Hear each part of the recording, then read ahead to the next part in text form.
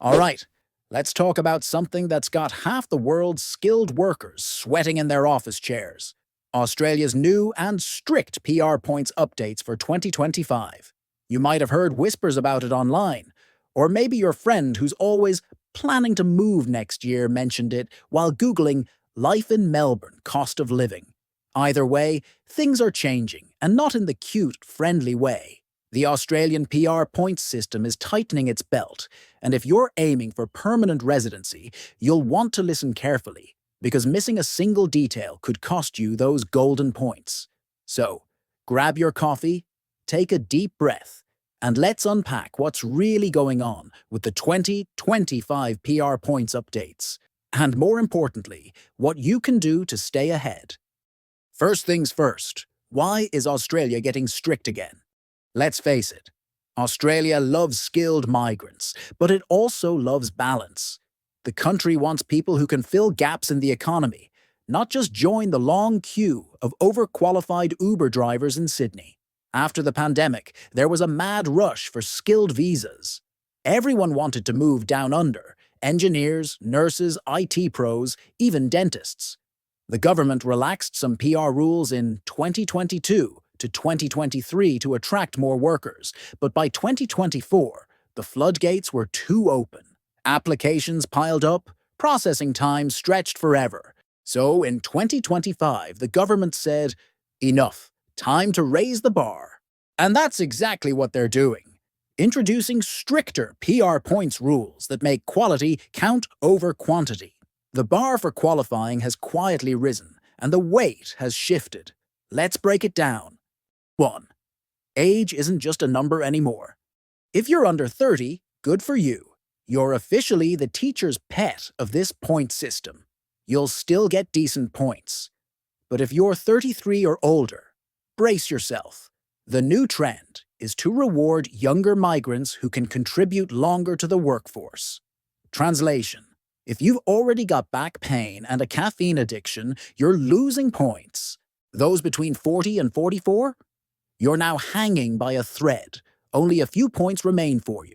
And over 45, let's just say the PR points door is politely closed, and you'll need to explore alternative pathways. 2. English test weight is going up. Remember when people used to scrape by with proficient English for 10 points? Yeah, not anymore. This year, proficient is basically average. If you want to compete, you need superior English. That's 20 points, and it's suddenly essential. The government has realized that people who can communicate smoothly integrate faster and need less support. So they're rewarding fluency more aggressively. And yes, that means sitting for IELTS or PTE again if you were planning to rely on your high school grammar glory days. So warm up those essay writing muscles.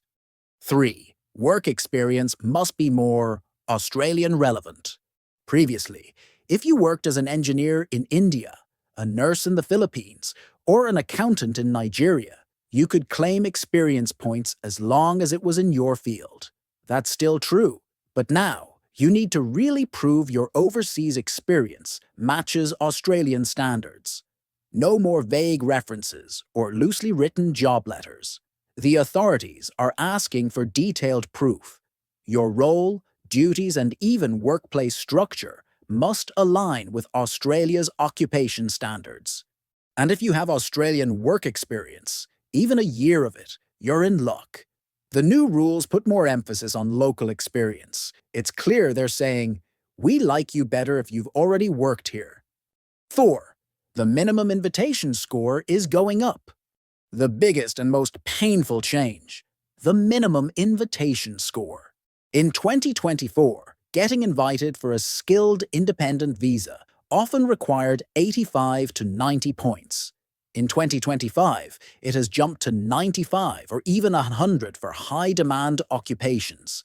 This doesn't mean it's impossible, but it does mean you'll need to strategically stack every possible point: English, work experience, education, partner, nomination, and regional bonuses.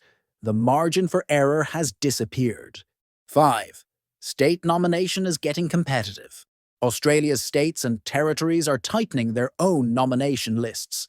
States like Victoria, Queensland, and Western Australia are prioritising applicants who've already lived, studied, or worked in the state.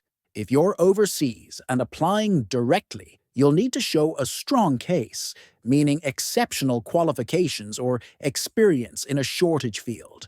The days of sending in a generic "I love your weather" application are over. In fact, some states are introducing an expression of commitment, basically a written statement explaining how you plan to live, work, and settle long-term in their region. The message is clear. They want serious applicants, not visa tourists. 6. Regional visas now have stricter conditions. Regional PR pathways were once the golden ticket. Fewer applicants, lower competition, easier nominations.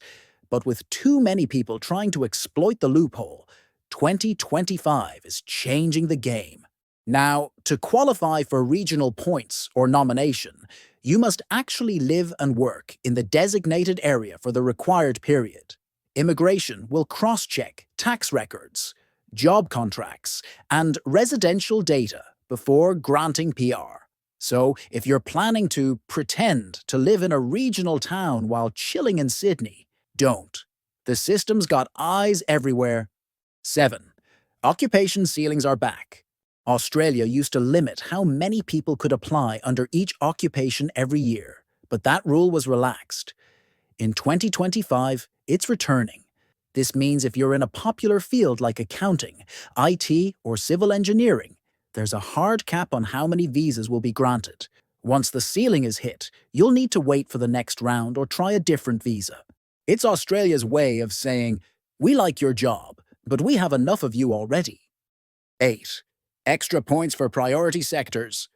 To balance the stricter tone, Australia is adding small bonuses for people working in what they call national interest sectors. This includes clean energy, AI, healthcare, advanced manufacturing, agriculture tech, and education. If you're skilled in any of these, you could earn an extra 5 to 10 points, enough to make or break your eligibility. So, if you've been thinking about upskilling or pivoting careers, 2025 might be the year to do it. The hidden reason behind the strictness. If you think this is all just bureaucracy, it's not. Australia is trying to reshape its immigration profile. The government wants fewer low-priority applications clogging the system and more highly skilled migrants who fill long-term needs.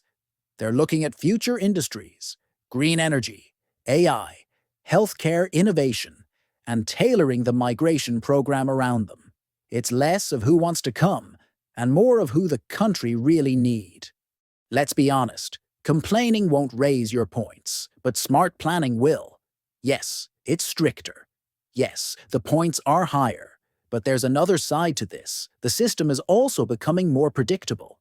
In the past, you could have a strong profile and still wait endlessly because of random policy swings. The 2025 framework, while tough, is actually clearer. You'll know exactly what to improve. It's less of a lottery and more of a math game. Update your English score, polish your work evidence, explore regional options, and aim for priority sectors. And those who prepare smartly will walk right through it.